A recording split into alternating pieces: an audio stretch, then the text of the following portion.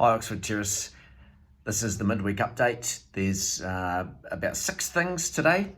We're talking about our worship being cancelled for the foreseeable future, garage sale, feedback from our retreat, welcoming Jane and Raymond home, our theme verse for 2020, and it is Ash Wednesday today, so we are remembering that we are dust, and to dust we shall return. No gathered worship is the first thing. We are putting our gathered Sunday activities on hold for possibly a couple of weeks while the pandemic is doing its thing. A letter has been sent today, and most people will be aware of this by now, that this coming Sunday we will not be holding a worship service. And we're just encouraging people to just to be a little bit careful for the next short period. We will send out on Friday some worship resources to help you as you do something on your own, or perhaps just in your bubble at home. Second thing, our garage sale. That's our virtual garage sale is going really well. Thanks for participating. Remember, you can contact the church office and you can talk to a couple of people, Kylie and Lila, who will help you with getting rid of your stuff, and we've already raised more than $2,000. Thanks for your part in helping with that. Last weekend our church leaders had a retreat, the elders and the charitable company directors.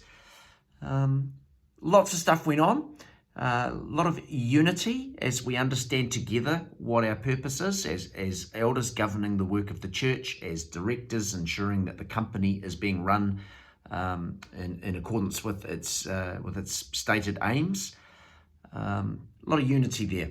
We talked about the need for more vision clarity. We've got a church vision, people, location, renewal, and we talked about fleshing that out with more detail, and so we're going to pursue that over the next period.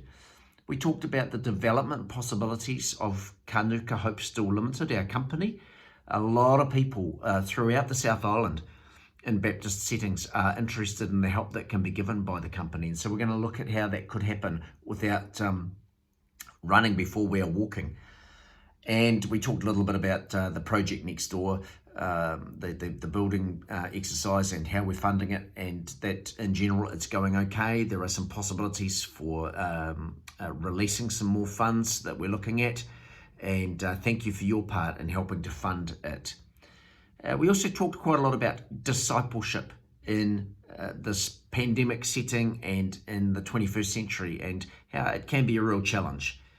Related to that, we have adopted a theme verse for this year, Romans chapter 12, verse 2. Do not be conformed to this world, but be transformed by the renewing of your minds, so that you may discern what is the will of God, what is good and acceptable and perfect. You might have noticed I was looking elsewhere as I recited that verse, and that's because I've written it up there. It's up there, and it's on my whiteboard, and I'm going to try and pay a lot of attention to it for the rest of this year.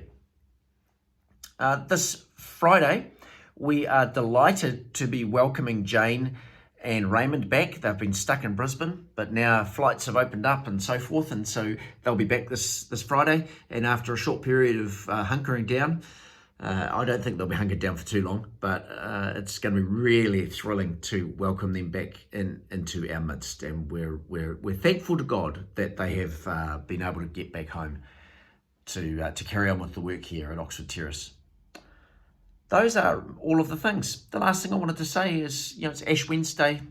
Last year or the year before, we did a pancake thing on Shrove Tuesday. We had small gatherings as we commenced our journey through Lent. It's a real cost to us that we can't do a lot of things that we normally would because of the pandemic. And today, Ash Wednesday, everybody's just sitting tight.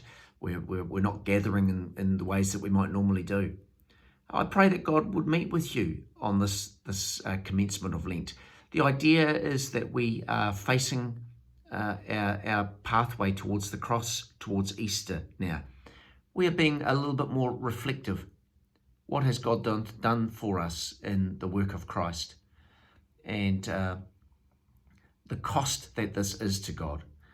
And then we're anticipating the joy of resurrection on Easter Day. This is where the path is going now, and we are starting to think about that as we head towards Easter. God is so good to us, and I pray that God's goodness to you would be very evident as we navigate our way through this next few days, through this next few weeks of perhaps being a little bit cautious and not gathering quite as much as we normally would. God bless you today, and we will keep in touch electronically over the next period. Bye.